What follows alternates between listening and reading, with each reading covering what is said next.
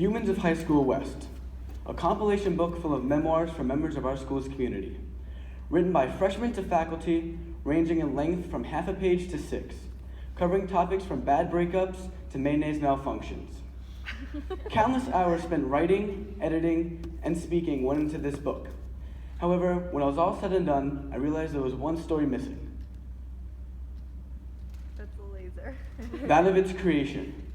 This is the story of Humans of High School West. It all began the first day we learned about the 2020 projects. I was hanging out with my best friend after school, reminiscing about stories from when we were younger.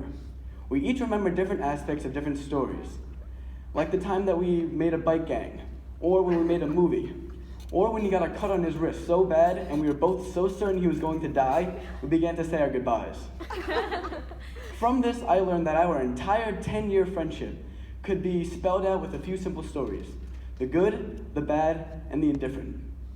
I then practically leapt out of my seat as I imagined the potential for what I would later name Humans of High School West. I was so enthusiastic about this project that I probably asked about 30 people, "Do you know what you're going to do for your 2020 project?" Just so I could share my idea with them. So when we officially began the project, you can imagine that I was very excited. However, I had no intention of being a busy idiot. So during the proposal phase, I carefully considered which aspects would be most difficult.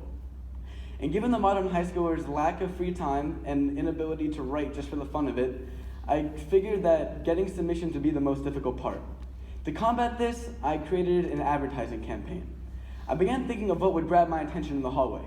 I thought color, large font, and good organization. This is what I came up with. I was then told that this was practically an assault on the human eye. So then, with the help of people who were much more artistic than myself, this was the final product. It was elegant, bold, and well organized, and I was proud of it. After getting it approved by administration, I hung them up in the hallways in places I thought people would be most able to read them, namely the English wing and by water fountains. All the while, continuously plugging the project in my classes, waiting for the submission. And then, I got it. It was a 6-page long memoir about a family trip to Alaska, and it was amazing. I figured that if all my stories came in this fast, I would reach my goal of 50 in no time.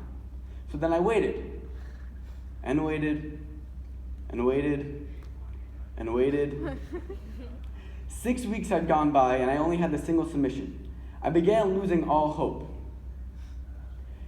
It was then that I even considered going on to a different project. And then I got a text. "Is this the person I text for the Humans of High School West project?" I immediately replied, "Yes, hello. My name is Chris Strasser." Almost afraid that they would leave like a fish on the line. I was then texted a story about how a girl fell down the stairs in front of her crush. We then had a conversation where I said I was glad she was okay, and I thanked her for her story. It would be 2 weeks until the next story came in, but as they say, when it rains, it pours. Ms. Crow had talked to some of the other English teachers about my project, and a lot of them had assigned it to their students as a prompt. So now with a handful of stories, I had to begin editing for grammar, continuity, and the correct format.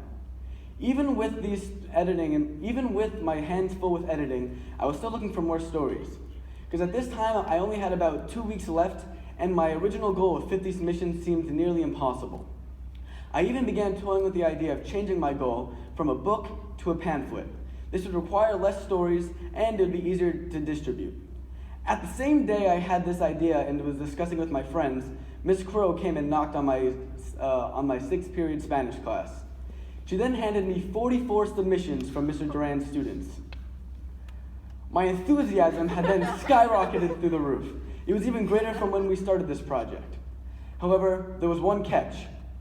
All 44 of these assignments were handwritten, meaning that I would have the daunting task of typing them all up by hand.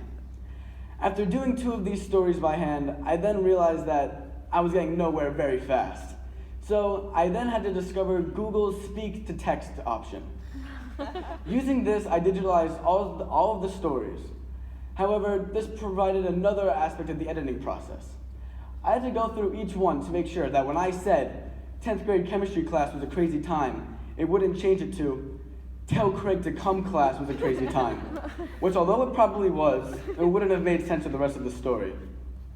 Once each story was digitalized and edited, I then split them into 4 categories. Conflict, which got 12 stories. Life lessons, which got 18 stories. Momentous occasions, which got 12 stories. And humorous, which got 33 stories. For a total of 75 stories. This project taught me how to persevere when facing adversity and how to use your resources around you and the people who are willing to help. In total, I got 75 memoirs from 75 members of our high school West community. This is 75 pieces of the puzzle that make up our school. I hope to be able to reach as many people as possible with this project and its message, and that maybe one day it will see a second edition. Thank you.